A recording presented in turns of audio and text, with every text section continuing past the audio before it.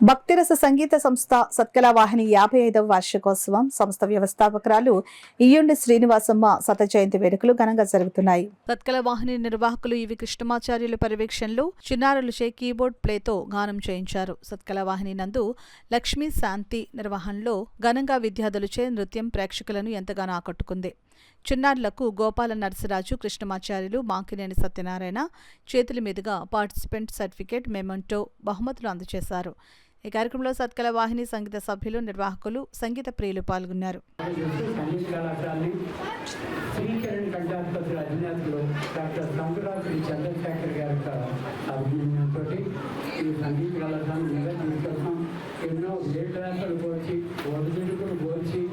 మరి వారానికి 4 పర్యాలు సంగీతం చెప్తున్నాం, పేదవారికి ఫ్రీగా చెప్తున్నాం.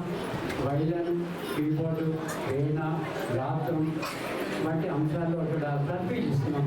దాదాపుగా 100 మంది విద్యార్థులు మినిమం ఇక్కడ నేర్చుకున్నారు.